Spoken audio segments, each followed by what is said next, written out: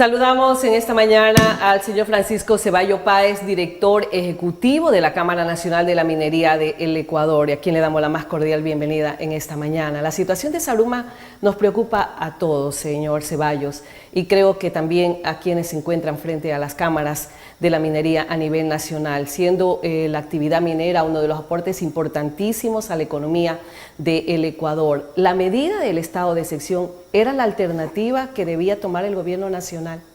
Buenos días, gracias por la invitación. Sin duda la situación en Zaruma y Portobelo es de las más críticas que creo que podemos registrar en la historia. Esto debido a una serie de causas que se han venido dando, ¿no es cierto? Y el origen de esto es precisamente lo que se tiene que identificar. Este estado de excepción, ¿no es cierto?, está regido ahora básicamente por la Ley de Seguridad Nacional, y tenemos todos que darnos cuenta que el problema generado por un grupo de personas, yo no quisiera decir mineros, sino creo que rebasaron la línea, ¿no es cierto?, más allá de mineros ilegales, están infringiendo daños contra terceros, contra la propiedad pública, privada, contra las personas. Delito. Entonces puede estar enmarcado fácilmente dentro de esas categorías. Pero no midieron las consecuencias, entre otras cosas, de las afectaciones físicas que tiene Zaruma. Miren el impacto socioeconómico que se está dando en los cantones aledaños, porque nadie garantiza cuál es el estado, la estructura que soporta a estas dos ciudades importantes y tradicionales de enclaves mineros en el país.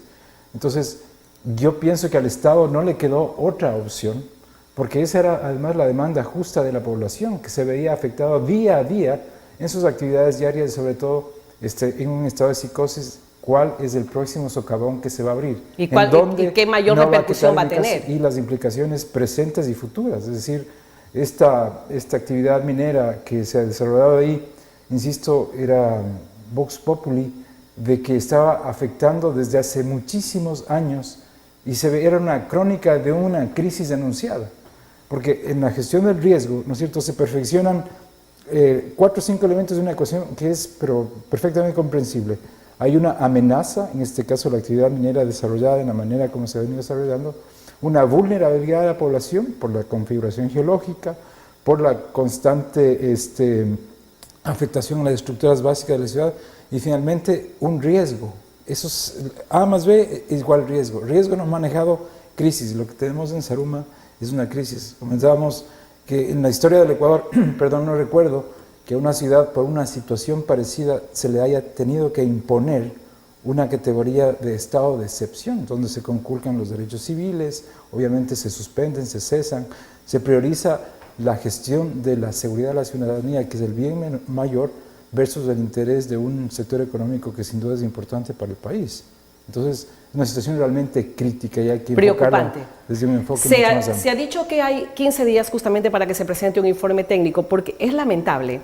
El socavón que se produjo en el mes de octubre, se hizo trabajos por parte de una institución que estaba dedicada justamente a hacer estudios, no a hacer obra, a ejecutar obras técnicas, y por ende existió preocupación enorme en la comunidad de Zaruma, en el alcalde del cantón, en ciertas autoridades, donde nuevamente se dio el terreno y esos trabajos, en definitiva cerca de 400.000 en inversión, que no han servido absolutamente para nada. Estos 15 días son importantes para que se haga un estudio serio, técnico, real, y saber cuál es la situación que afronta el cantón Zaruma, y tal vez la necesidad, Francisco, de que tenga que ser reubicada una gran parte de la población que se encuentra al entorno de este socavón. No lo sabemos. Yo creo que la información respecto del presente y las consecuencias de estas actividades tienen que ser manejadas con mucha objetividad, con mucha prudencia, ¿no es cierto? Han pasado ya 5 días desde la vigencia del decreto de estado de excepción. Estado de excepción, ¿no es cierto? El 158 nació el 15 de septiembre, han pasado 5 días ya. Mi pregunta es, ¿serán suficientes 15 días para hacer un análisis técnico suficientemente riguroso?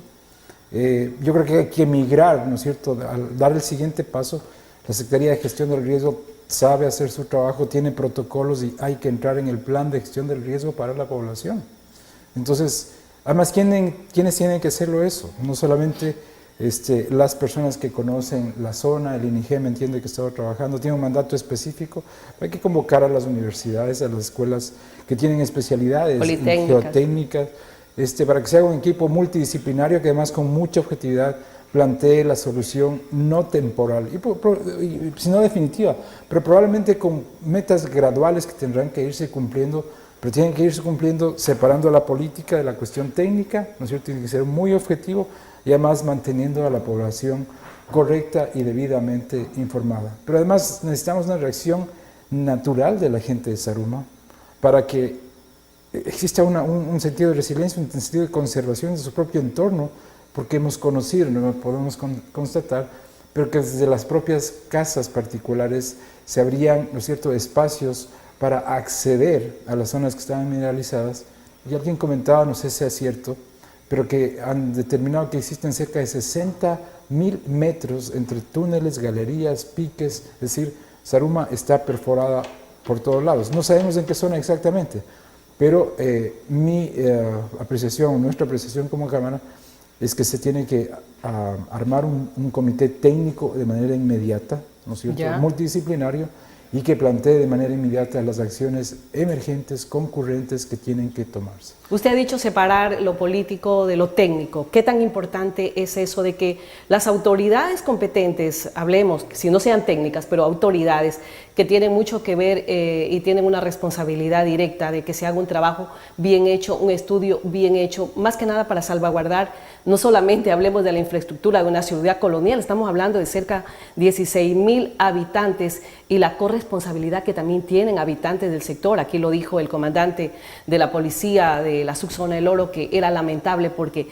en gran número de casas se encontraron orificios justamente donde los mismos ciudadanos participaban de que estaban minando su propia ciudad, dañando los pilares, las estructuras de su cantón, y que también había una responsabilidad directa. ¿Usted considera que las autoridades deben tomar cartas en el asunto y definitivamente sancionar a los responsables? Sí, de hecho hay la concurrencia de una serie de delitos ambientales, delitos de apropiación ilegal de minerales, delitos contra las personas, contra la vida, contra la seguridad pública, etcétera, etcétera. Entonces, ¿y por qué digo que los políticos tienen que han hecho su trabajo, digamos? Se logró en la asamblea, ¿no es cierto?, el exhorto para que se dé este tema del decreto de excepción, se cumplió por parte de la autoridad nacional, el gobierno nacional encabezado por el presidente, decretó este estado de excepción reconociendo la magnitud del problema, y ahora, ¿no es cierto?, eso tiene que ser manejado objetivamente, porque como usted dice, no es un problema ya solamente de un operador o pocos, son más allá de los que uno se puede imaginar que han atentado contra su propia integridad. Y es una falta de escrúpulos, pero manifiesta. Y el problema es por qué no se les ha sancionado. Es también conocido que suelen hacer operativos, suelen hacer detenciones. ¿Por qué a los pocos días les dan medidas sustitutivas a estas personas? Y probablemente son muy conocidos en el entorno de Zaruma. La población tiene que ayudar, ¿no es cierto?, a sus autoridades a hacer una especie de escudo, ¿no es y cierto?, a identificar también a los responsables. Por supuesto, entonces suelen haber estos números, 1.800 delito, denuncia, etcétera, etcétera. ¿Cuál es la diferencia entre estas actividades delictuales que cometen delitos reiteradamente las mismas personas a otras que vemos en otras ciudades con la reincidencia? Entonces es un tema reincidente que tenemos a lo largo de los años, porque probablemente no son personas nuevas que llegan cada día, son personas que para incursionar en la montaña, a meterse en la montaña, conocen estos laberintos y saben cómo llegar allá. O sea, no son simples mineros artesanales, entonces. Es que en Zaruma lo saben, ¿no es cierto? Nosotros sabemos también, o presumimos, que ese no es un tema fortuito, casual, que la gente llega y descubre los remanentes de pilares que están mineralizados. Pero bueno, hay que manejarse, como le digo, con mucha prudencia en este tema. Nosotros como Cámara nos solidarizamos por supuesto con la población, con aquellos mineros que son parte de nuestro gremio, que han tratado de hacer bien las cosas, pero que ven sus esfuerzos inocuos porque frente a eso tienen una avalancha de personas que, insisto, cometen delitos de manera recurrente, más allá de la apropiación de los minerales, ponen en riesgo un patrimonio. Pero bueno, el decreto motivó para que se entreguen cerca de $4 millones, me parece. ¿Quién asegura que eso es suficiente? Y este decreto de los 60 días, ¿no es cierto?, no es tampoco ninguna garantía de que van a parar las operaciones. Y después de eso, la pregunta es, ¿después de eso qué? ¿Qué es lo que se tiene que hacer? Insistimos, creo que nos permitimos recomendar de manera muy comedida que se debe trabajar en este plan de gestión del riesgo con esta comisión técnica que además tenga, sí, los elementos técnicos de personas especializadas, además conocedores de la zona, que conozcan exactamente la estructura geológica y que articulen con un tema de riesgo socioambiental y que además tengan a ustedes los medios locales, sobre todo como veedores, como auditores de un proceso que merece una atención ahora ya no solamente casual, porque, insisto, la ecuación vulnerabilidad, crisis no manejada es lo que ha pasado y los medios nacionales tuvieron una cobertura y la información ha sido parcial. Hay que hacer una investigación periodística muy seria, ¿no es cierto?, que acompañe al proceso de gestión, pero además que informe adecuadamente a la población. Ese es un desafío que les planteamos a ustedes. Muchísimas gracias por la sugerencia, Francisco. ¿Cuál usted cree que debería ser el siguiente paso?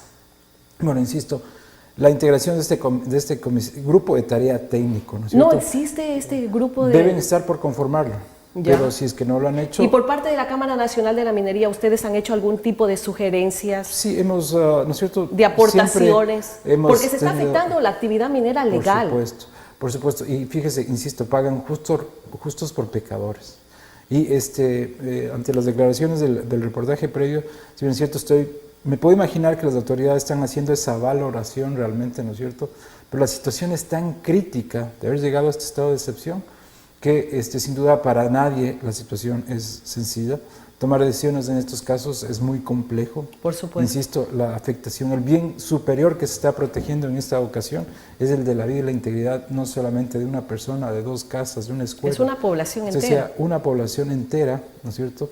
Y que esperamos, ¿no es cierto?, que los mejores criterios, los mejores juicios se impongan, se junten, se reúnan para hacer lo que sugerimos de este plan de gestión del riesgo que tiene que ser implementado de manera concurrente a la vigencia de este estado de excepción. Porque después de eso, ¿quién garantiza que no se vayan a volver a meter estas personas que incurren en el cometimiento de delitos? Así es una interrogante que queda. Porque han pasado todos estos años, ¿no es cierto? Porque muchos justifican que esa actividad, de eso viven, y mucha gente justifica que ha sido el sustento diario. Pero ¿qué tan técnicos han sido en hacer este tipo de actividad? Y yo no creo que ha faltado una cuestión técnica, porque hay muchos ingenieros y todo lo que están trabajando en la zona. ¿Qué está detrás de este grupo? ¿Quién promueve estos grupos? ¿No es cierto? Ya. ¿Quién les abastece? ¿Quién les compra los materiales? Y llegan, ¿quién en sus 5 sentidos, ¿no es cierto?, se le puede ocurrir extraer minerales debajo de una escuela? Terrible, es terrible. O sea, la ambición económica pudo más que el interés, claro, de la vida de las personas. Todos los compañeros que estaban presentes en el reportaje. Insisto, señor Ceballos, ¿va a ser algún tipo de planteamiento, alguna propuesta por parte de la Cámara Nacional de la Minería del Ecuador? Nosotros hemos tenido contacto con las autoridades, insisto, nos solidarizamos y hemos puesto a la orden de las autoridades, sobre todo mineras y de regulación y control, nuestro contingente, nuestros técnicos y nuestra solidaridad para ver cómo en estos momentos podemos aportar, pero insisto, no es solamente tema de buena voluntad, es mucho de criterio técnico. Una responsabilidad pueden haber compartida. decisiones muy duras que tengan que tomarse, pero las circunstancias lamentablemente han llevado al Estado, al gobierno y a todos a encarar una situación impredecible de momento, pero muy compleja. Así, muy compleja y que está perjudicando también a ciertos sectores. Muchas gracias, al director ejecutivo de la Cámara Nacional de Minería del Ecuador, el señor Francisco Ceballos Páez, nuestro invitado de esta mañana. Vamos a hacer una pequeña pausa, amigos, y enseguida con más.